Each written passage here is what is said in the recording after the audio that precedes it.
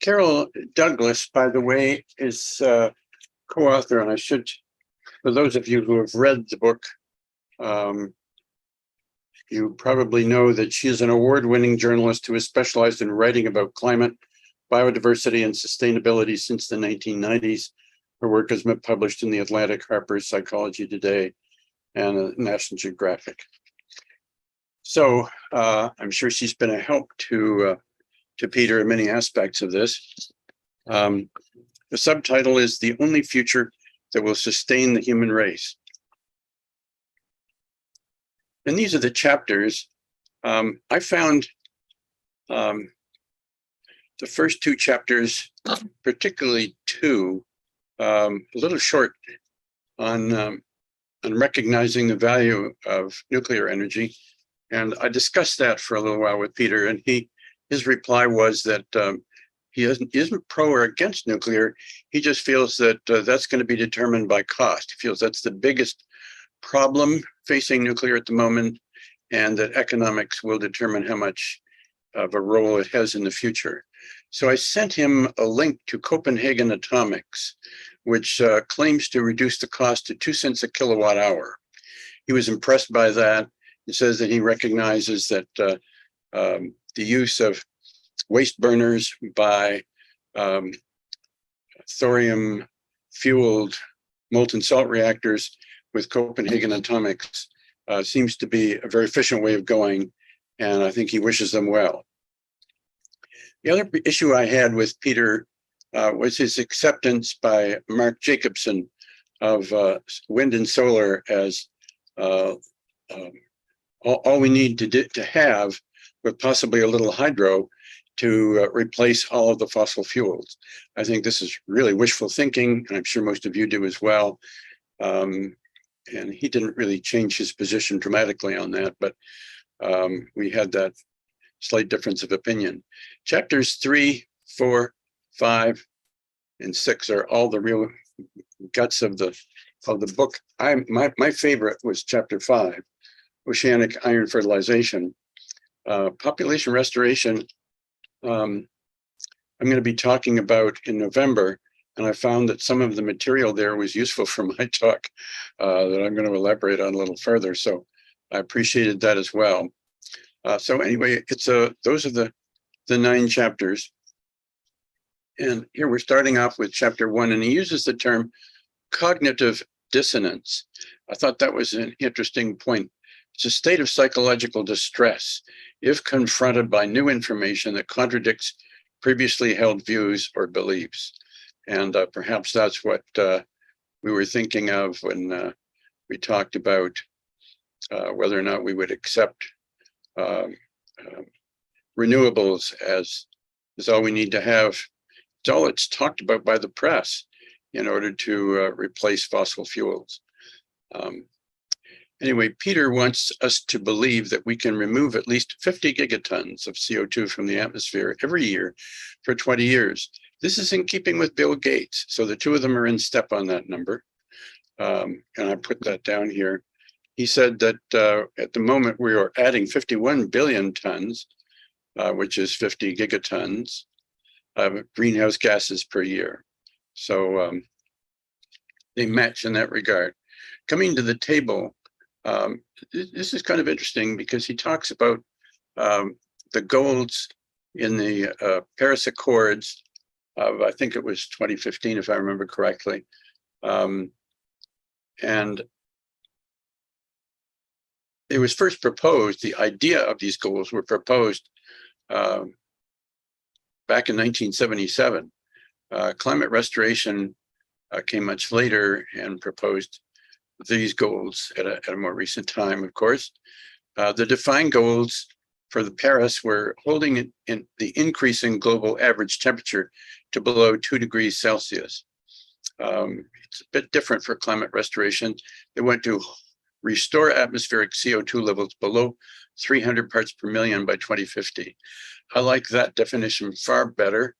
I find the idea of numbers of degrees Celsius difficult to cope with because some people relate to 1995, some people to 2005, some people to the Industrial Revolution, and it's quite confusing 300 parts per million is a very defined number, as you all know by now, I'm sure. We're at 410 and rising by 2 or 3 parts per million every year.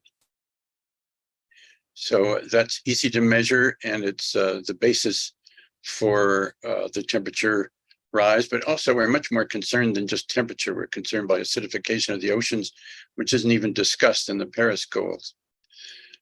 Stated purpose is to strengthen the global response to climate change and avert its worst effects. It's good. But again, climate restoration takes a different slant to enable the survival and flourishing of humans. The planet's going to be around just fine, whatever the temperature are, but he focuses on the survival and flourishing of humans, which I think is a good humanistic way to approach the purpose, by restoring an atmosphere level of CO2 that humans have survived long term. His methods, or the methods, Paris goals to reduce CO2 emissions with a target of net zero by 2050. I have a big problem with net zero. I find it's so difficult for industry to think that everything is net when they're continuing to pollute and buying their way through. And so I think that's a very poor definition. Again, Peter says, removing 1 trillion tons of excess CO2 from the atmosphere.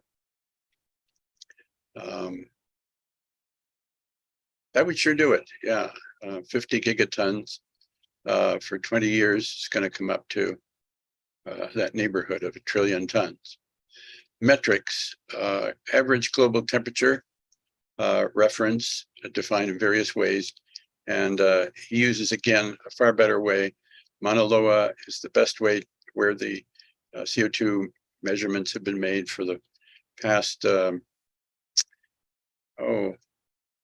close to 100 years anyway, 50 to 80 years at least.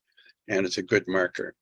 Projected outcome, Paris goals were atmospheric CO2 levels at 460 parts per million, 50% higher than the pre-industrial average. That's pretty high. Atmospheric CO2 levels, says Peter, and average global temperature should return to pre-industrial levels. So it's very, very different. That's in the neighborhood of 300 to 350. Our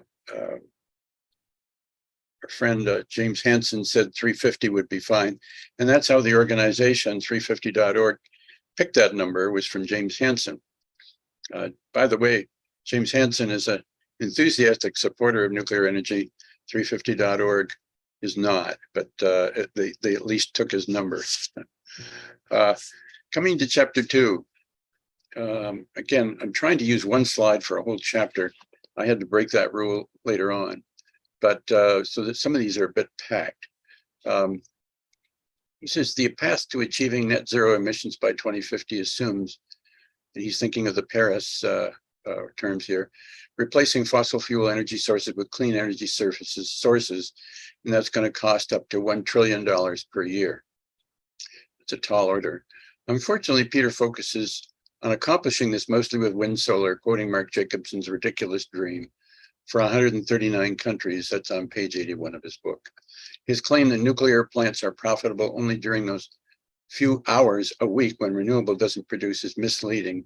For all of you who were here for Meredith Angwin's talk a year and a half ago, you can realize the error in that statement. His optimism allows him to predict great achievements by 2035. And this is the figure then that he uses. And I've highlighted with the yellow highlighter the right side of that curve where it turns gray. It says wind and solar steadily replace fossil fuels. That's just not realistic. If you talk to people who are climate scientists, they will tell you that the amount of energy from wind and solar are simply not going to make the high percentage point there in terms of annual power sources in gigawatts. It puts nuclear down at a very steady level at the bottom, along with biomass, hydro, and geothermal. I don't mind nuclear being put in the same bracket as hydro and geothermal, but biomass is appalling. should never be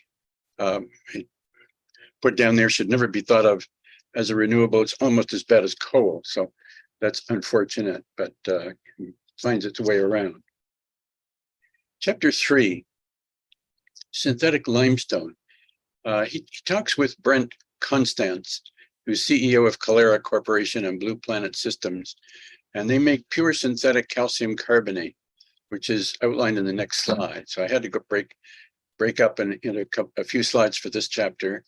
I thought this was really interesting statistic here, that the amount of CO2 in gigatons present in our atmosphere is about 1,000 in the hydrosphere, that is the 70% of oceans covering the planet, 38 times that. But in the sedimentary rock stored away, more than 1,000 times that.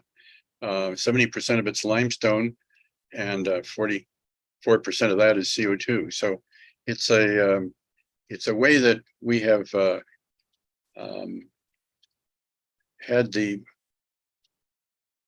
subvertebrates, mostly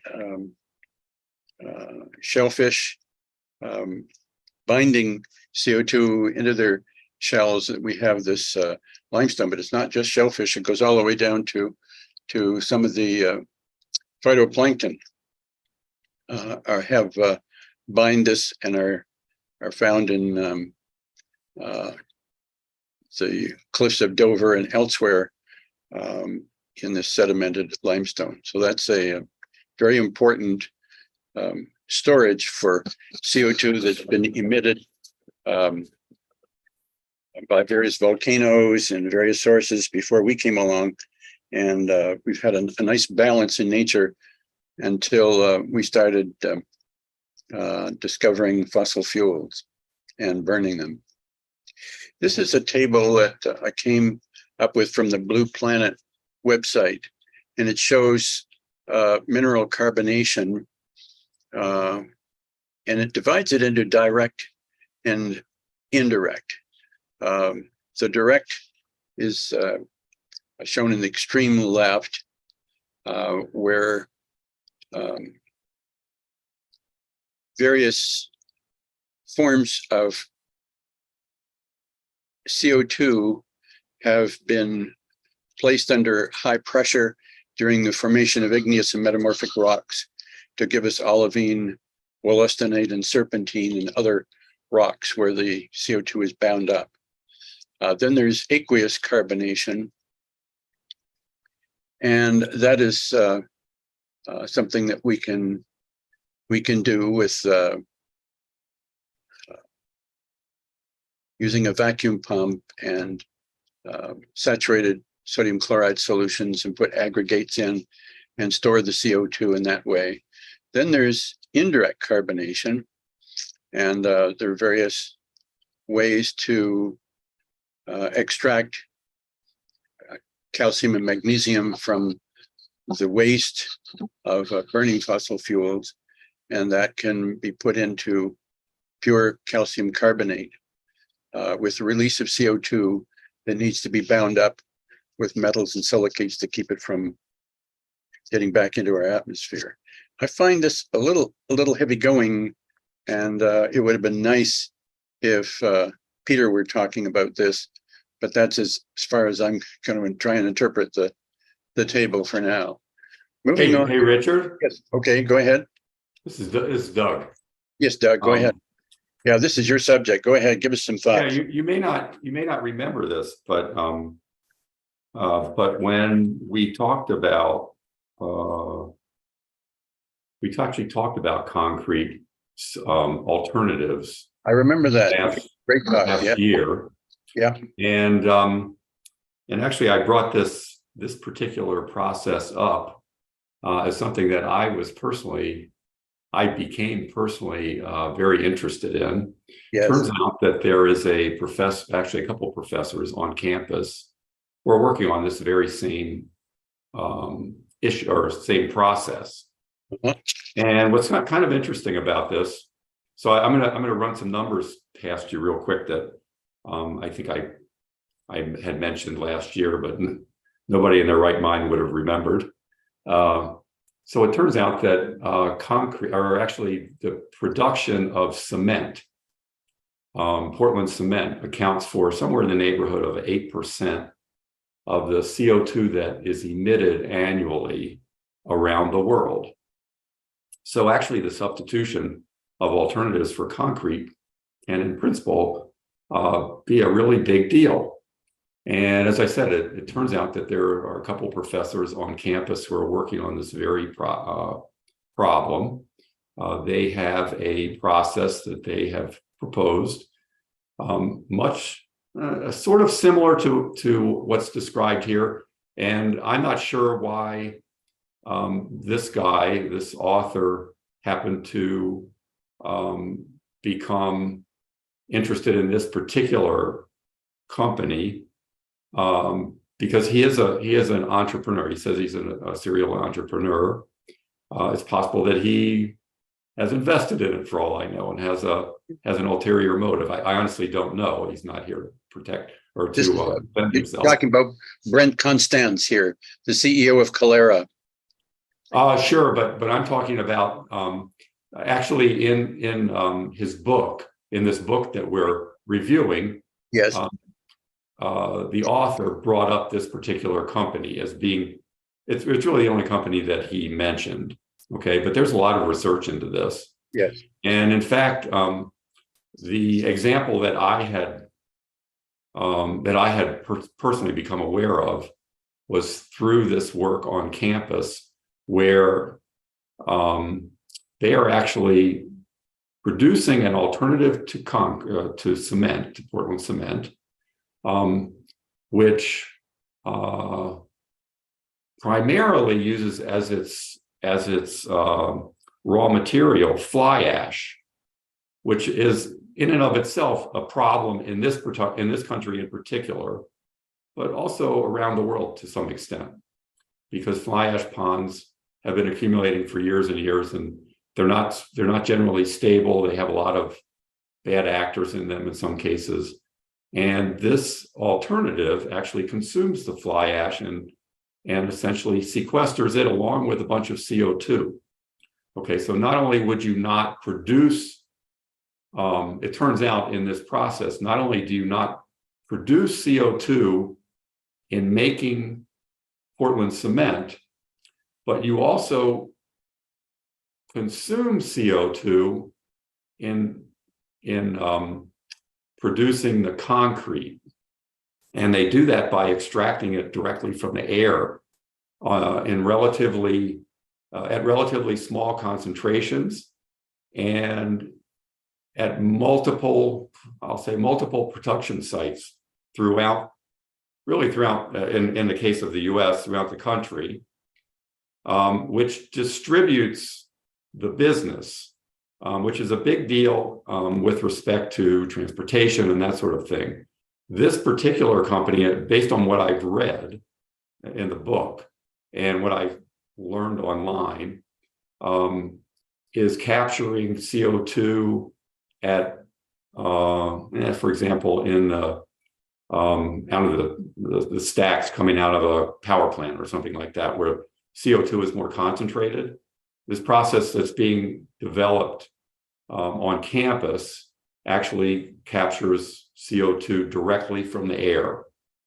Okay, and it's actually implemented at concrete plants, which are much, much smaller in scale. So you have lots of them. In spite of all of that, there are big issues with introducing alternatives to concrete, and it has to do with the market. It has to do with product acceptability, product testing. Concrete has been around forever. And as a result, not only is it necessary to match measurable properties, but you have to demonstrate in a market like this, you have to demonstrate durability. And durability is something that's difficult to match, just looking at specific properties. So it turns out that that's actually one of the impediments to putting this technology into place. And I'll stop there. Doug, I want to thank you very much for your comments. I didn't see you in the audience, or I would have asked you to say just what you said. In fact, I was, just hang on a second. Rick, Doug, could I say something?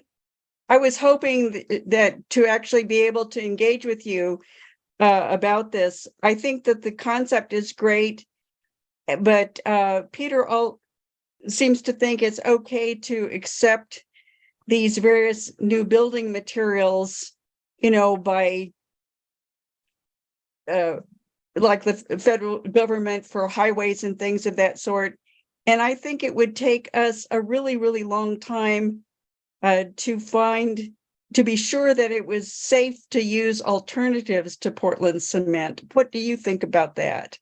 So that's really that's the crux of I'll call it the business problem. So you have to, I think we have to look at this, and this is actually where I got involved with this. I actually have met several times with one of the two people on campus who've been working on this.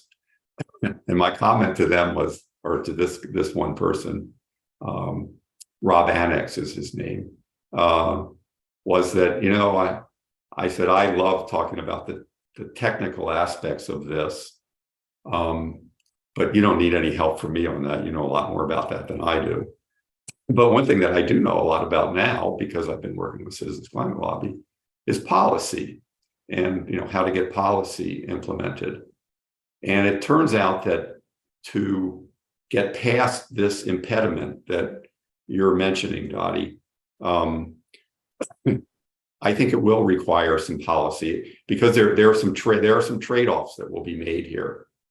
The typical, I'll call it business strategy response to a threat to your business, and you can imagine this would be a threat to, say, Portland cement manufacturers, would be then to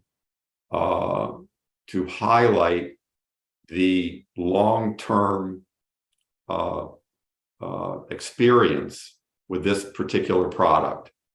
And there's a lot that we could discuss around this, but you're right. In this book, he has sort of glossed over this. This is the underlying issue. I know that in fact the guys on campus are running into right now. They like he talks about in the book, have determined that they can match measurable properties of concrete. But again, to demonstrate long-term viability, concrete is actually pretty complicated. I can't pretend to know everything that, say, a civil engineer would know. But I know that my brother, who was a civil engineer, once said to me that no matter what you do with concrete, eventually it's going to crack. And actually, the more you read about it, you learn the processes that ultimately cause that. And so this long-term experience makes a difference, obviously. Yeah. And that's something that, again, I think policy will be required to get around. That in fact, if you can demonstrate properties that for example, you could start off just by putting it into sidewalks, for example. Doug, relatively low risk situation. Could I interject? I think like the sidewalks would be safe, but for instance, from what I understand, and part of it was from your own talk, we still don't understand how the Roman concrete, which has lasted such an incredibly long time, we don't really understand how it is that was so. No, actually, I think there's more known than perhaps you or I may know. But for me, I can just say that as much reading as I've done about this over the past year, I would still defer to, say, somebody who's I don't know, spent, years studying concrete and in particular the chemistry in concrete and various types of concrete, because there are all sorts of different mixtures of concrete, including the one that you're talking about, which is, what you might call Roman, say, concrete. Roman concrete has cracks in it too. I think the Romans succeeded in using the Roman arch with stones that were shaped, self-reinforce one another. That's why we think of Rome as having great concrete. It simply glued a few stones that were beautifully shaped together. They were not using Portland cement. You don't see the Roman Forum standing. No, that's right. And all I'm trying to say is that, based on what I've read, mind you, I'm certainly not an expert on this. But based on what I've read, the chemistry in concrete is much more complicated. Yes. Than I completely understand myself. I'll just leave it at that. Well, I think it's good that you brought this up, both you and Dottie, and I appreciate your input. Trust this group for going through a difficult slide, because I found this slide hard to fully appreciate. And this is not taken from the book, but off the Blue Planet System website. But especially after hearing your talk last spring, Doug, you didn't jibe with this terribly well. And so I'm glad that you spoke up, and you too, Dottie. One of the big differences is, in this company, as far as I can tell right now, they are focusing on absorbing CO2 from big emitters. Okay. Right. So primarily from say a power plant, where the CO2 is fairly well concentrated. We can see it right there in the middle of the picture. Yeah. Okay. And one of the problems with that is that means that they're going to be producing huge amounts of Portland cement that then have to be transported all over the place. Yeah. And those transportation costs, that distribution network, is much more difficult than producing this locally all over the place. Yes. And this is one of the benefits, for example, that these guys on campus are pointing at. Okay. So there are big trade-offs here. Right. And I can't, without a good business analysis, I can't tell you what the right way to go is. But what I can tell you is that there are differences. Right. Okay. So to look to any one of these companies as being, the model to follow, I think is arguably a mistake. And in particular, from a business perspective, it would be like, it's sort of like, the way I think about it is, if you remember back to when video cassettes were being rolled out, and there were a couple of different formats that came out, and who knew at the time which one would dominate? Beta versus VHS, you mean? Exactly. Yeah. And there was it would have been impossible to guess which one would dominate. So if you were investing, the smart move was put a little bit of money in both. Yeah, right. Okay. Yeah. And I think that's what's happening here. But in addition to that, to Dottie's point, to get this moving further, there will be some policy required as well.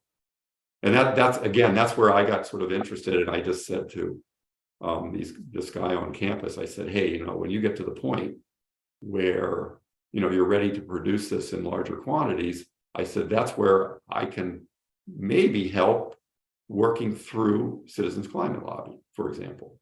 Sure. But, my feeling is policy shouldn't change without data showing the durability. And my feeling is that the time frame for determining that this is a good solution for major projects like dams, bridges, high rises is going to be longer than 50 years, which is beyond the scope of when he's thinking that we should have made all the changes. Well, but I think that you're saying that without knowing how they could do the accelerated testing. Okay, I guess Well, that's right. you know, In any Okay. case, I think This, uh, that I think we move on, but because this is a small part of his book, but and probably not the most important part, but I think that Actually, it's one of the bigger in the book. There are really two really big things. This is one of them. yeah, but it's the time thing. I think is a problem. And It's not going to happen overnight. the other thing is scalability. Where on all of this, where's the Yes. scale that we're talking that Peter was talking at the beginning, these huge amounts of CO2 being pulled out? Where's the scalability? I don't see where anything has Well, been done. remember that that number that I told you initially, that 8%, yeah. 8% of the world's CO2 emissions come from Portland cement manufacturing. Yeah. But what That's about the that's back? a Wait, huge number. Doug, the back end, you didn't give us any numbers, how much CO2 is being sequestered away from all of this. Where is the back end of it? I don't Oh, see anything. 100% of it, 100% of it. Because No, you're putting no. But I No, mean, because instead of producing 8%, you're going to produce 0, yeah, and the concrete sequesters 100% of it. You put this into a roadbed or a 100%, sidewalk or a building, and it sits there. It doesn't go anywhere. 100% of what a gas plant would produce making electricity, 100% of a gas. No. I'm talking about, okay, so imagine that instead of producing 8% Yeah, of the world's CO2, you produce 0. yeah, Okay. but yeah. Well, that's a chunk. 8% in back into the ground.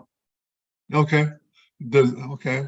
I That's guess the goal. And then on top of that, you also absorb a certain amount of CO2 that's the part I'm in trying to get producing the at. concrete itself. Okay. Yeah. Yeah. And Yeah. 100% of that you absorb is sequestered. Right. But how Okay. much is that? How much, what is the I ratio? don't know off the top ratio. of my head, I don't know the number, but Okay. let's, All right. say it's a We got- percent. I can't tell you exactly. Well, it's Okay. something to think about. Yeah. Right. But that's Okay. those are big numbers. Let's Yeah, move okay. on to chapter 4. We've only done 3 out of 9 chapters. So let's move on to chapter 4. I think we've dealt with that pretty well. Seaweed and marine permaculture is related to Peter's work with a different person now, Brian von Hertzen, a fellow physicist, entrepreneur, and earth scientist who worked at the Woods Hole Oceanographic Institution. His problem is that kelp forests are overheating. I wasn't aware of this before, since the steady flow of cooler, nutrient-rich water from ocean depths has slowed or stopped in many areas.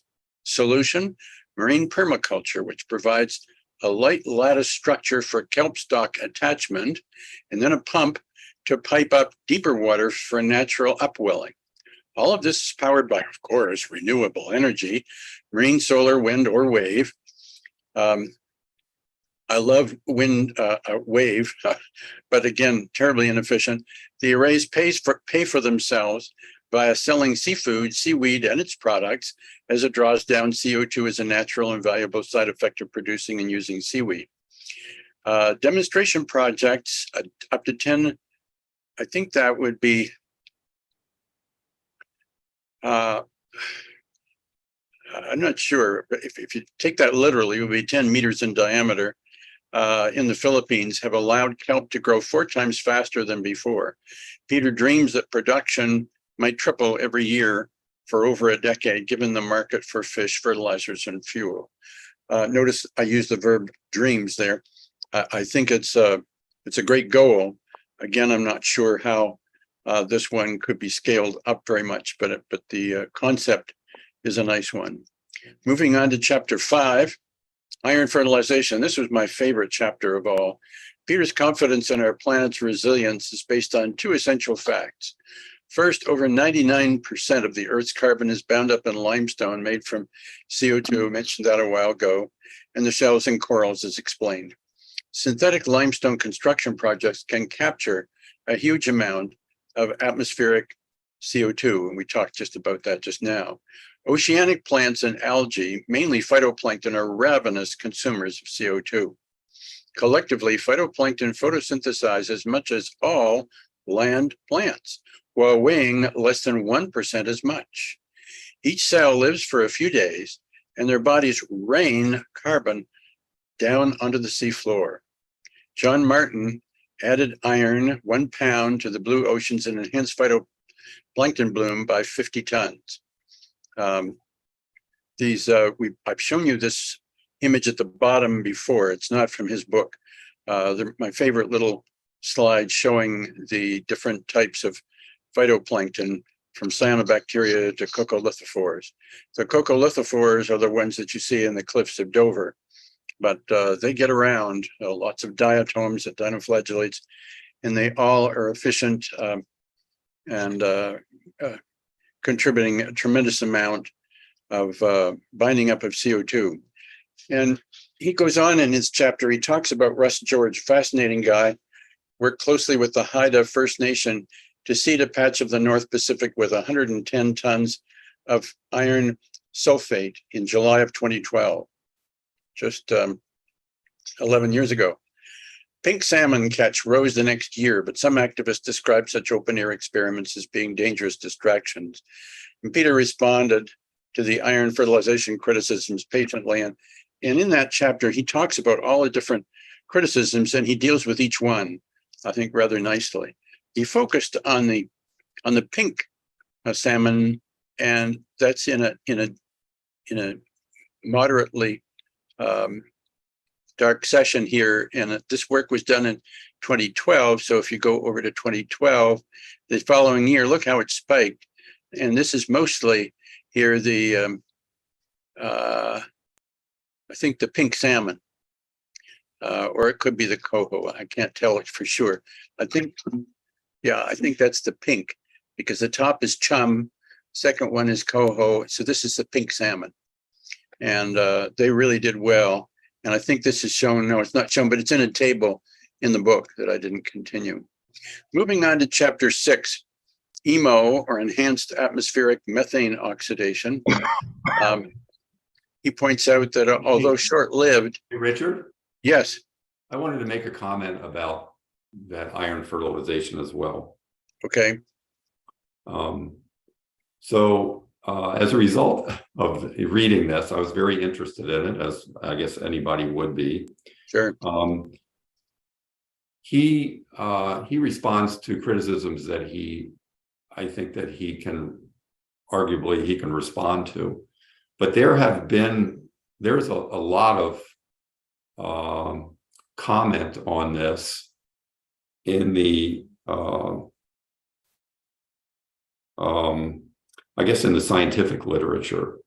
And in particular, there is a contention by others at MIT that this will not accomplish anything at all, that there's actually already enough iron in the oceans to balance these reactions throughout all of the oceans, that because of the currents moving from south to north, that one of the ideas that he has, which is to fertilize the southern, I believe it's the South Atlantic, but it is the southern oceans, that he would then deprive the northern oceans of sufficient food to allow the existing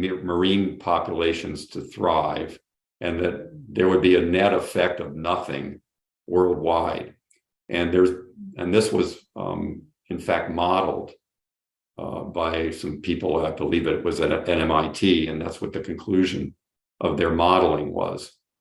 So, while you can see a 1-year benefit, over the long haul, the expectation, at least from this other, and I think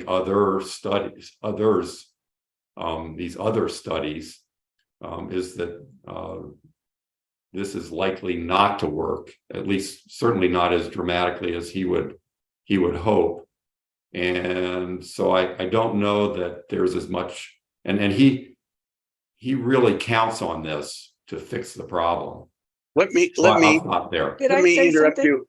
Let me interrupt you both for a moment. I'm on page 138 now, and the criticism was dumping vast amounts of iron into the ocean is a reckless action with unpredictable results. And it goes on to criticize that and various other things. And he responds, as we weigh the risks of implementing OIF, oceanic iron fertilization, we must also consider the risks to nature and humanity of not doing so. Consider the state of the seas today. Both Atlantic and Pacific salmon species continue to decline. More than 90% of commercial fish species have been fished out or otherwise depleted. 99% of North Atlantic cod are gone, a loss that is devastating to many communities. He talks about the marine environment being so tattered and so on. Anyway, go to those pages 138 and 139. I agree with you, Doug, that it's not proven, that there have been experiments that supported it and experiments that didn't.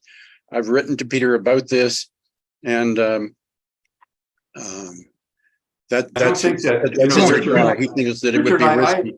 I appreciate, you know, I appreciate risk, and but I will tell you that generally speaking, if there are large risks, you prefer to lower those risks if possible, and that's the idea. That's really the objective of doing the modeling, is to try to lower those risks. I don't think anybody is opposed to modeling. I think more research wants to be done, needs to be done, and I think Peter recognizes that. He's not saying I don't think the so. answer. No, he doesn't Well, recognize that at all. No, can- if he was here right now, he would Wait a tell second. you. I've been having my hand up. Can I say something? Sure. I feel that that there's a difference between dumping the iron indiscriminately in currents that are just going to sort of dilute it all over the ocean. He very specifically stated that it would be like a little farming experiment in places where there are natural eddies. So they would be like little patches of fields throughout the ocean. Right. And I think that at least one could do some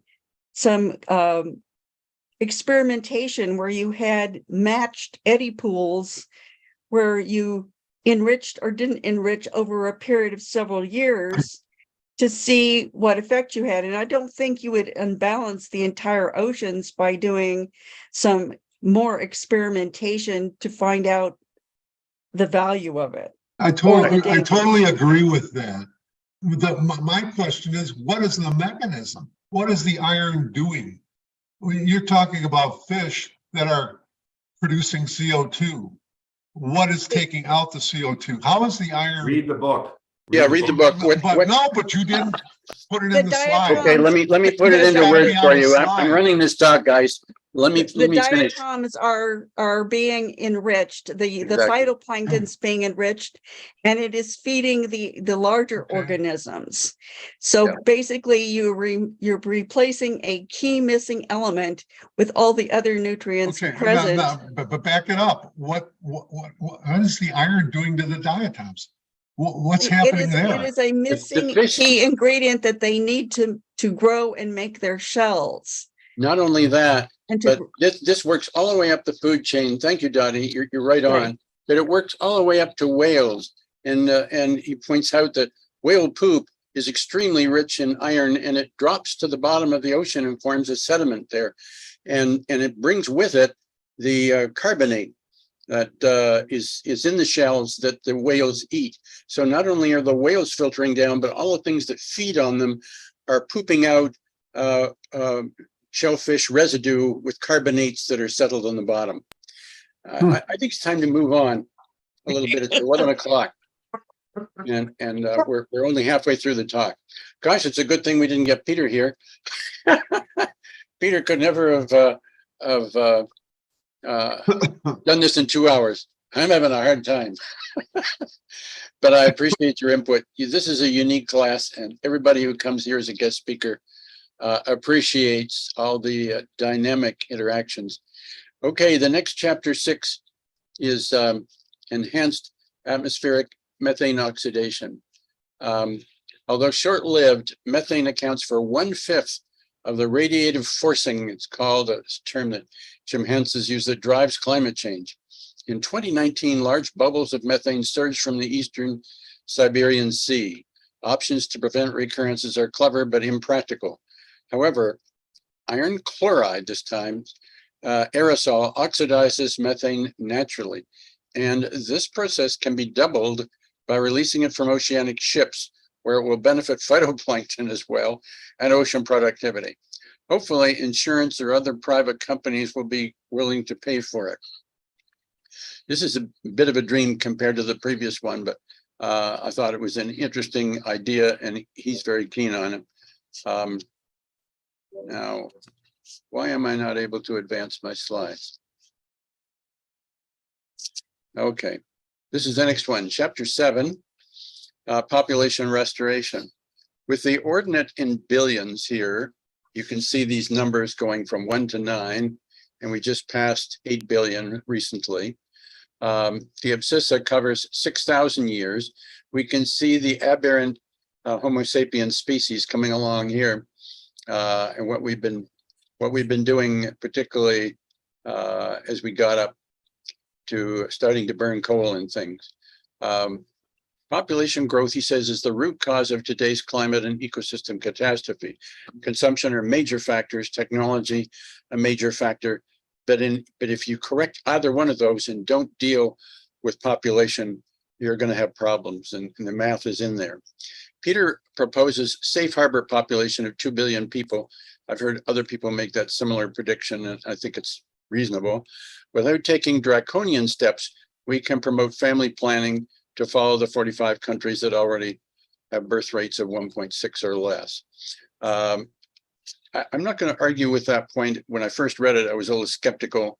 I've been reading some things since that make me suspect that it might not be as unlikely as we think.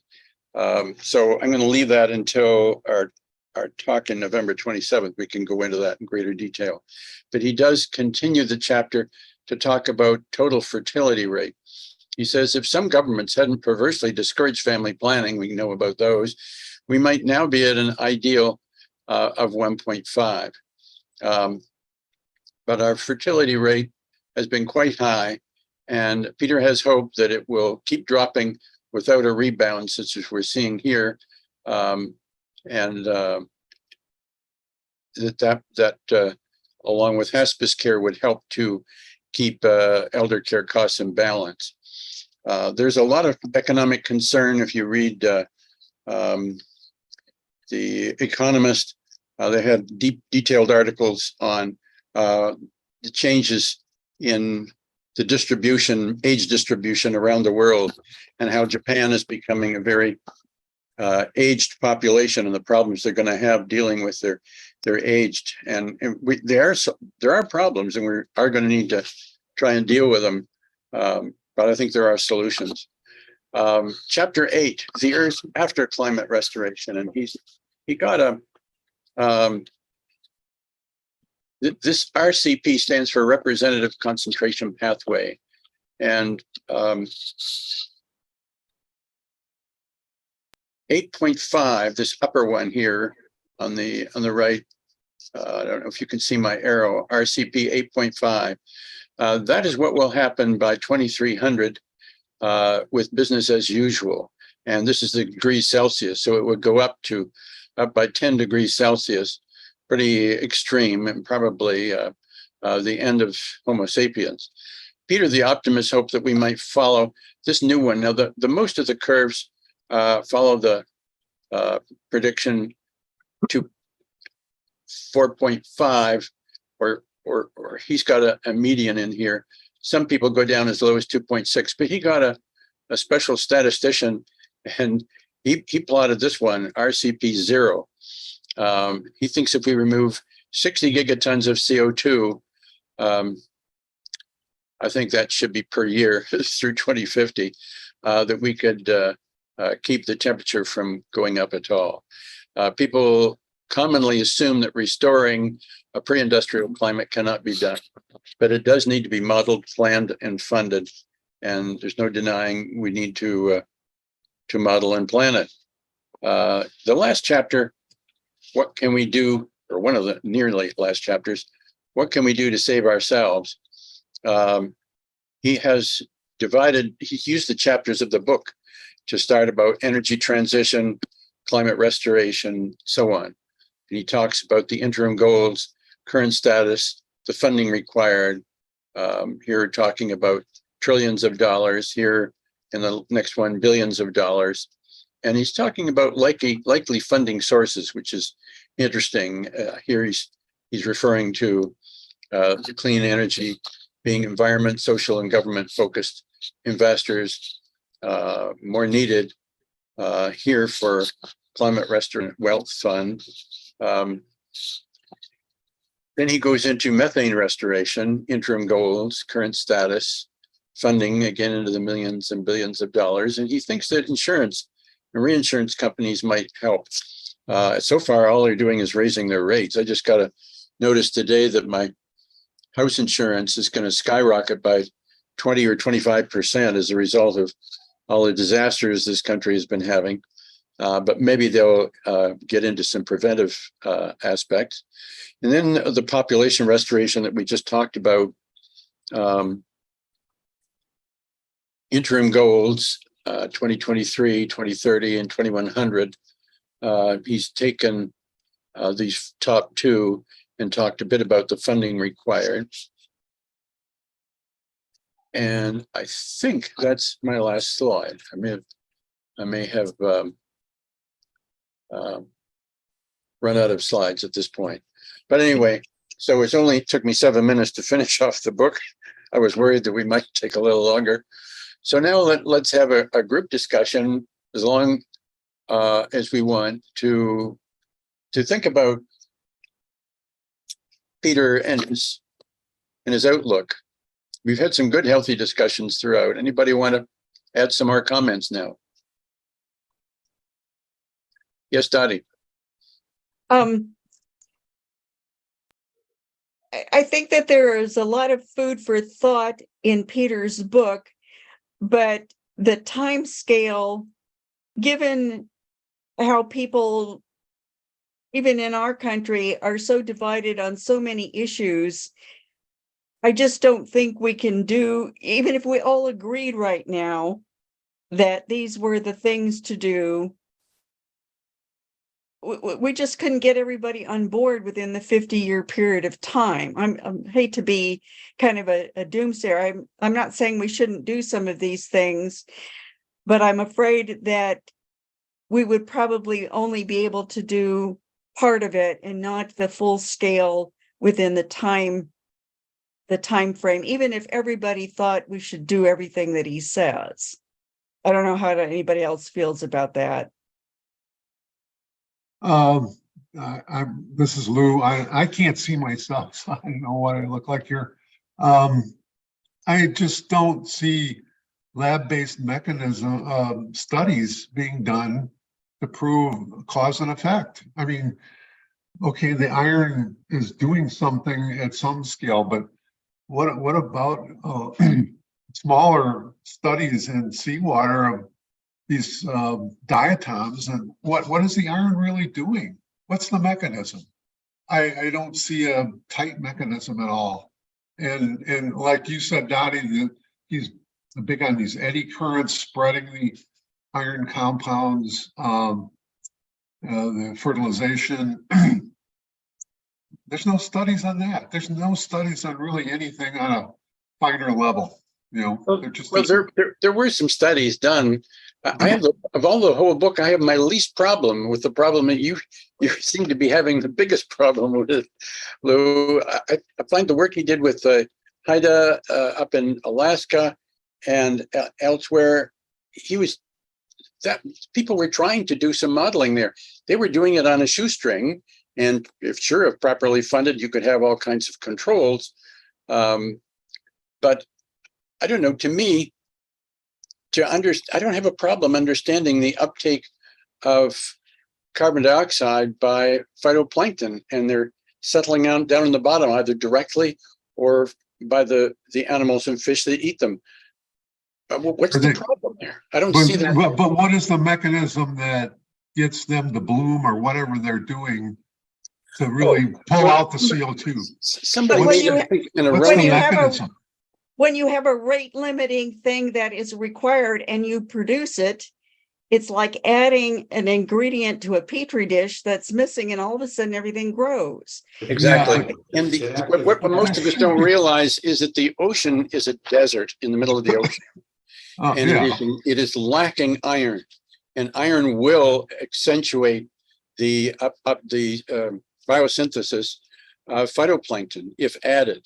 That's, I think, pretty much a given, and that's why the phytoplankton is fairly efficient along the coastlines, because there is upwelling of iron along the coastlines, but not out into the central ocean. And Dottie's point, reminding us that these gyres, what do you call them, Dottie? Not Well, he gyres. was talking about eddies. Eddy current, So, yeah. so Yeah. it's really going to contain it into an area. So it's like you have a little fish pond in the middle, a diatom Correct. pond creating a feeding pool for fish. it's like So an you have little- oasis, It Yeah, is, and like an various oasis. exactly. oases. So it Exact- doesn't and- seem like if you're experimenting that you would be creating a earth-wide disaster if things don't work really well. So I think more work should be done. But by the time we get all the data, even if we all agree, we're going to have exceeded the 50-year time span of when all of the changes are supposed to have occurred. Even if we all agreed and we got all the data and everything, the time scale's just off. Yeah, That's I'm saying the time scale's off. Yeah. Do you folks remember, I think it was about a year ago, I reviewed a book by Bill Gates called yeah. How to Avert a Climate Crisis. And what I thought was interesting about Bill's approach is that we've been focusing so much on the hanging fruit. And the hanging fruit, of course, being energy production, electricity production, and transportation. And Bill pointed out that there are a whole bunch of other things that we're doing that are contributing to this 51 gigatons every year. And he pointed what they were, and he talked about how we eat, the things we take out of the ocean, the concrete that we make, and all these other things that are Wow. contributing to it. And that was the eye opener a year ago. Here now, we're coming with Peter, and he's trying to come up with some solutions that were, Bill's solutions were sort of economic. He wanted people to put in incentives to be green. He was thinking financially, as he tends to do. Peter is more of a humanist, I think, and less of an economist. And so that might be frustrating for some of you who are more economically oriented, but he's looking for solutions. And I think some of them are easier to deal with than others. I personally thought that the OIF, the oceanic iron fertilization, was one of the more promising ones, but I do we all have our preferences.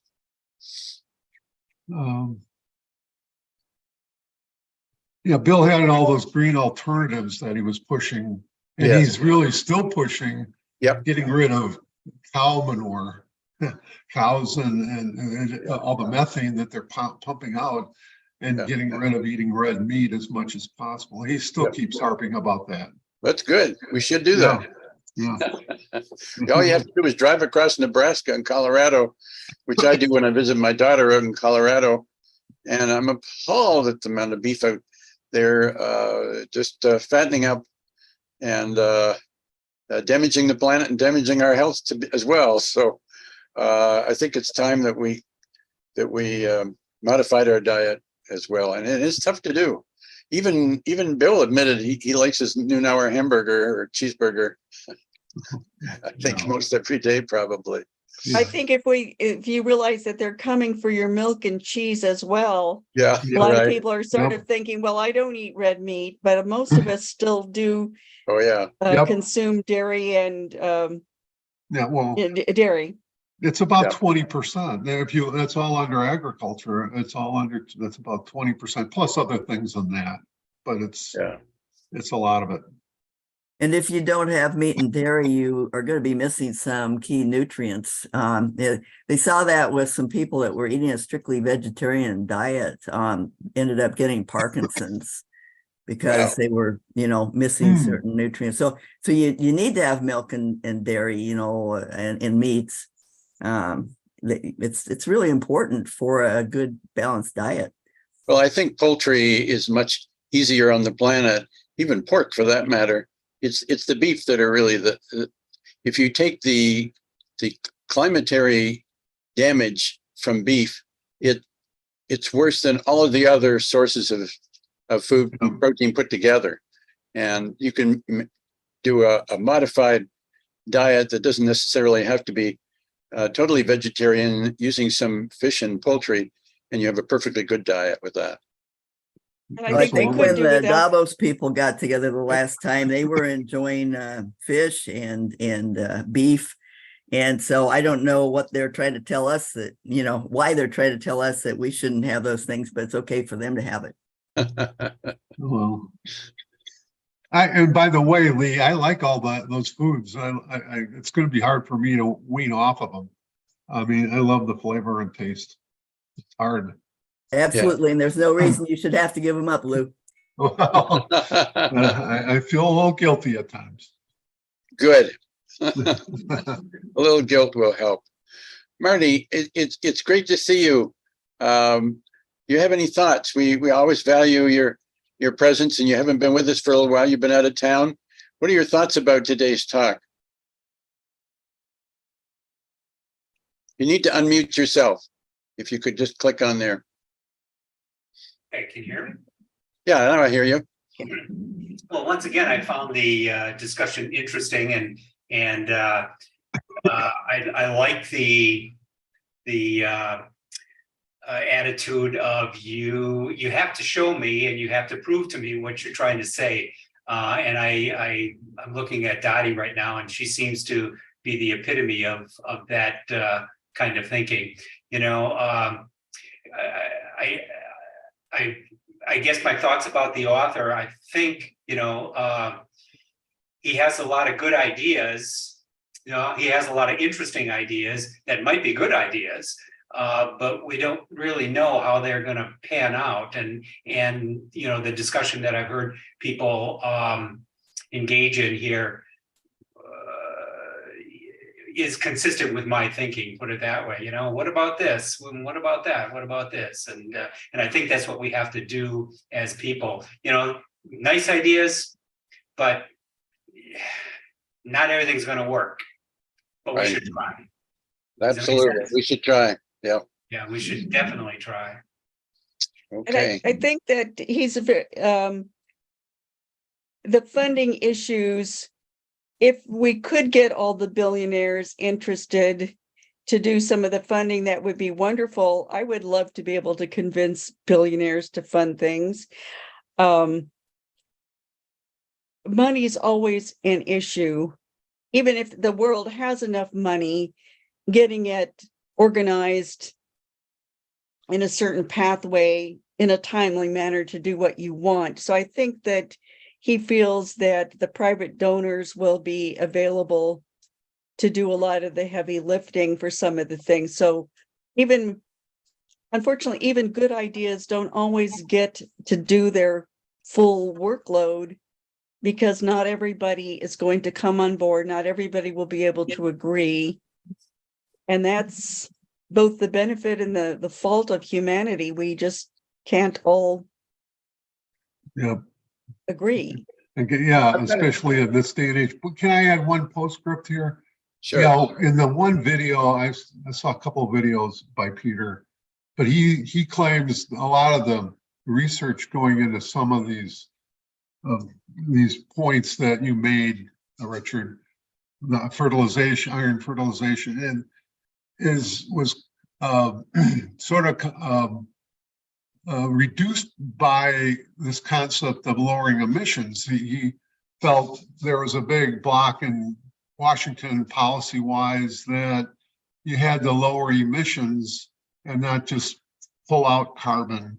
Although we're seeing some of that changing with the Reduction Act, and where they're actually funding some sequestration projects. I don't know how they'll work out, but they're land-based, they're not water-based. The water is a big platform to try to pull carbon out of the atmosphere. It's a huge platform if it could work, but he thought that emissions, he wasn't lowering emissions, but he was doing sequestration, and that was a problem. Well, the CO2 in the water, it gets absorbed by the oceans very effectively. And the oceans have picked up a lot. I don't know the numbers offhand now, but the oceans have picked up a lot of CO2, and it's, of course, acidifying them. And that could be a disaster if the pH gets down much below 8 and down to 8.1 now. So that is a problem. And I think it needs to be addressed aggressively. We have a new member of our group here. His name is Jeff Swigum. His email is JL Weather Geek. So Jeff, do you have want to tell us a little bit about yourself and your response to this this talk today? Sure. I'm Jeff Swigum. Recently, I've been retired about 5 years. I worked in healthcare, regardless of the Weather Geek name. But weather is a strong interest of mine. I found the book to be very interesting, and I felt that the author was overly optimistic. But at the same time, I think one of his points was that we have to do a lot of things, and we have to try something. And if we try a lot of things, some of them are going to work, and maybe some of them obviously won't. But we're at a point where it's critical that we do something now. And I like I think his one of the points that I saw was his interest in, or his assumption of auto ownership changing in, I forget the date, but that all cars would be electric by 2030 or something along that line. And that's all well and good. I don't think that that's going to happen, but even if it did, we still have all the cars on the road that are still going to be using petroleum. So those are just my thoughts. Yeah. Well, thank you. Appreciate that. It's nice to get to know you a little bit, and I'm glad that you've joined us for this talk. I apologize to all of you for not getting our speaker here.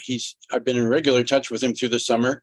He gave me every indication that he would be here, but I had this little nagging thought in the back of my brain that said, Richard, you better prepare some slides in case he doesn't show. I'm awfully glad that I did. Otherwise, we would have been really stuck today. Well, not really stuck, because we have lots of speakers, but we wouldn't have had the texture against which to make some valid judgments. And I want to thank all of you for simply coming. And Doug Edwards, we appreciate your engineering thoughts, particularly relating to concrete. We look forward to your talk on October 23rd on the practicality of heat pumps in Wisconsin. That should be really interesting. I think Steve Shellen is here. He's, or was, if not still, and he's going to be talking about insights for assessing radiation risk. Mert is talking about artificial intelligence on November the 13th. We also have another new speaker here, Joseph Talmadge. Joseph, do you want to just say hi? And you don't have your camera. Yeah, I have it on. Thank you. So I recently retired. I was a plasma physicist at the university. I helped build up the helical symmetric experiment on campus. I noticed Don Reeder's here. Actually, I TA'd for Don about 50 years ago. So it's nice to see Don around. So I would just, let me just make a few points about the book from my perspective. Yeah. I think my main problem with this book is I question the premise of this book, which is why do we have to actually get back to 300 parts per million? And I would say that what he's overlooking here, the biggest risk from climate change is the fact of how much the world, the global temperature is changing per decade, which right now is like on the order of 0.2 C per decade. What he's proposing is, so if you go to 2030 and you stop warming and your average global temperature is on the order of somewhere between 1.5 to 2 C. So the Magic Climate, the projection from the Magic Climate program software was that it would take roughly 70 years. So basically what you're looking at is pulling the temperature back on the order of 0.2 to 0.3 C per decade. So the question is, why isn't that unstable to the human species right there? Of the fact that you've got a poleward migration of plants and animals because of the warming effect. And now you're going to bring on this cooling effect, which is going to be at a higher rate of temperature change per decade than we were warming.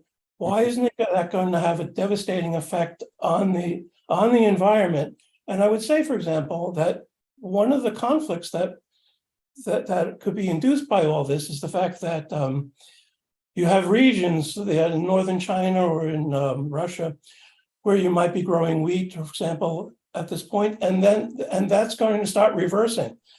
So my problem, one of my issues here is that one of the biggest risks that we're facing actually as species is extinction due to nuclear weapons, and I'm quite concerned that whether we increase the temperature or go back very rapidly, that it would increase the probability that we could engage in nuclear warfare.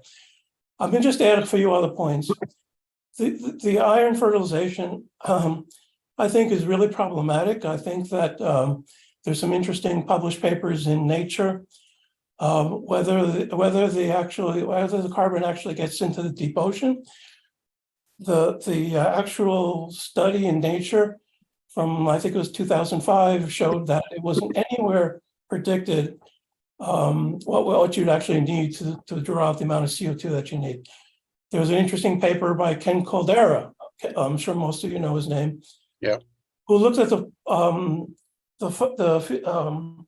possibility that there could be deep ocean acidification due to iron fertilization. So those are two issues. Does the carbon actually reach the bottom? And if it reaches the bottom, do you actually start acidifying the deep ocean? Those are many concerns. The issues about methane cathrates are also problematic. There are people like David Archer at the University of Chicago who really don't think that this is much of a problem. So I would actually just throw it out. Do people have a problem with the very premise of this book, that whether it's satisfying enough to people, whether you really want to get to 300 parts per million or not, and whether that could be very destabilizing to human civilization in and of itself? Well, I think we've been at 300 parts per million for quite a while. I know it was a bit lower, but this is the first time that we've gone since humans evolved, that we've gone up over 400. So I thought that was the weakest part of his argument, because that doesn't actually state what the mechanism is that threatens of the possible destabilizing effects of actually reversing the temperature at such a fast rate backwards. Yeah. And the fact is that when we were last at 300 parts per million, we also didn't have nuclear weapons. I think, my question for either of you. So you get the CO2 ppm down to 300. Does that mean the temperature is going to drop that fast? No. Isn't there a latency? Isn't there a latency? Yes, the big So latency. there's a latency, and he has a calculation in that. So he wants to pull it down in 20 years or so. But the preliminary calculation that he has is that it would take over 70 years for it to drop from, say, it goes like 1.5 to 2 C roughly down to 0 in terms of temperature increase versus from pre-industrial. So that's roughly on that. So that's what my basis of saying it's 0.2 to 0.3 C per decade, which is what we have now in terms of warming. That's what he wants to have for cooling. And I think that's a very dangerous. I think that has to be looked at very, very seriously as to whether that's completely destabilizing to civilization as well as the current warming that we have. What we're looking for is stability in the temperature, not necessarily bringing it back to 300 parts per million. Well, I think you make a good point, if I may add there. One of the things that I find most objectionable is accelerating the oxidation of methane to CO2. Methane is a very much faster, although it's a more powerful greenhouse gas, it's also a much faster climate changer than CO2. And so if you think that just to get rid of the methane leaves you with this legacy of CO2, I'm not very thrilled about that unless you're busy capturing the CO2 at the same time. And I didn't see that anywhere in his book. So, I think the value of the book is more to get us thinking alternative about alternatives, not whether he's completely right or wrong. I don't feel that I'm ready to march out and sign up, to one of his fan club things, but I'm going to continue to think more about these issues. And you brought up a very interesting point I hadn't thought about, is rapidly going back in temperature. If it's feasible, how dangerous is that? The speed of it. And I hadn't really thought about that. So I think it's good that we read the book to have our minds stimulated. I found it actually a very stimulating book and one of the better assignments that we've had, not because I buy into everything, but it does make me think about a lot of issues that I hadn't bothered to think about. thank you, Dottie. I appreciate your thoughts there. Bing, you had up, Bing Rickers is former chair of surgery. You were showing us something on the screen. What was that? No, I didn't. I mean, today? Just now, I saw a piece of paper. I thought you were showing it to us. Oh, no. Okay. This was my wife handing me a piece of paper, but I must say, I have really enjoyed the discussion and so many, first of all, the book of so many things I'd never thought of. And now with some real experts on the broadcast here, warning of some ill effects of these things and impracticalities of others, and then practicalities yet of others. So I think the world has a lot of thinking to do, but in my opinion, the greatest thing we need to do is get the political will to move forward. And the danger lurking there is if we get another 4 years of absolutely reverse or no action at all. And that to me is the greatest danger in the immediate future. Thank you, Bing. Appreciate your input there. Anyone else? We've still got theoretically 25 more minutes of time. Anything else people would like to chip in and comment on?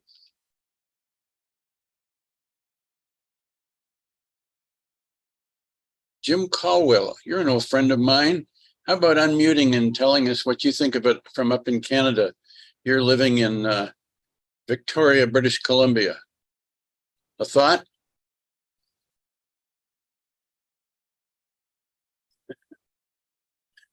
You're muted, Jim. I thought I saw you unmute yourself.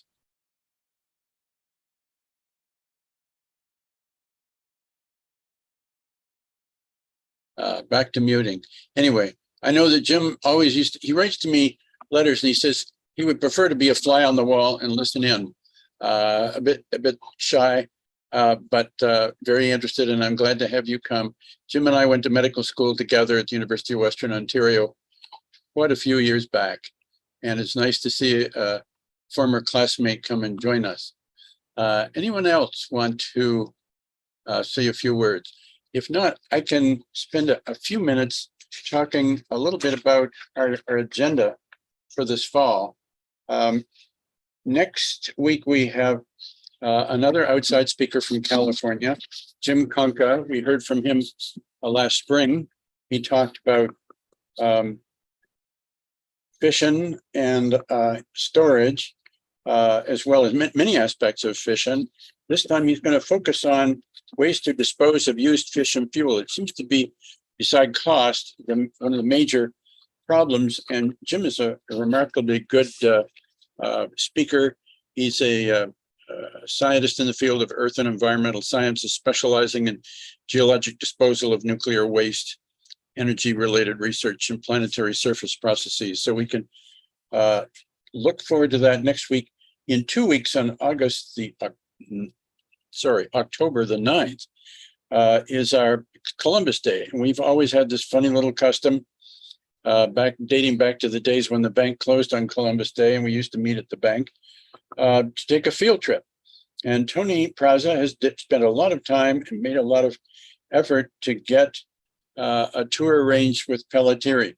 We went to their basic dump site on the east side of Madison about 4 or 5 years ago, but we haven't yet gotten to the recycling center, which has been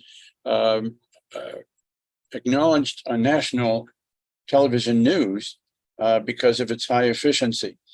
And but unfortunately, they don't have a very good parking place for visitors. So Tony and I will plan to carpool with 8 other riders. So we'll have 2 cars, and we'll try and get there in 2 cars. So I can see at the moment there are more than 8 people might be interested, but not all of you are living in the Madison area. So I think we'll probably have enough room to take to show up with 10 people on the tour there. So we'll meet in the Target parking lot at 9:15, and in order to give us time to get to the Participatory recycling. And Tony can tell us more about that. And if he doesn't, I'll dig into it and tell you more about it next week. After that, we'll hear from October 16th from Lou Hainish. We'll talk about batteries, electric vehicles, and clean energy. And then Doug, as I mentioned, and so on. So we've got a good lineup for this fall. And I appreciate all of you for attending today. And again, so glad that from my meager slides, we elicited lots of good discussion. And I think we dealt with him pretty fairly in terms of recognizing his drive and interest and dedication, but also recognizing, as he does, the need for further research, further testing, further planning and modeling. And so I think all of us are aware of the need to scale up. And this is something that I find amazingly absent from so much thinking. Again and again, I see people like William, forgetting his last name, he's sort of the science speaker on PBS on the NewsHour, and he gets to interview various people on climate change. And they keep talking about clean energy, and they list off all these clean energies. And they talk, of course, mostly about wind and solar, and they'll talk about some hydro and some geothermal, but they overlook this dreaded word that starts with an N. And it's as though it didn't exist, or they're afraid to mention it, and yet it's providing way over half of our clean energy. And it's just not mentioned, and it has a bright future, as we may hear a little bit from Jim next week, because of some of the new developments in the field. So with that in mind, let's say so long, unless somebody has a parting word. Well, Richard, you did a tremendous job filling in. you do this all the time. And I'm just amazed at what you are capable of. Kudos to you on this presentation. Yeah, Thank thanks, you. Richard. It's a lot of work. I know it is. Well, I appreciate that, and I appreciate you all too. So have a great week, everyone, and we'll look forward to seeing you next time. Bye. Bye-bye. Bye.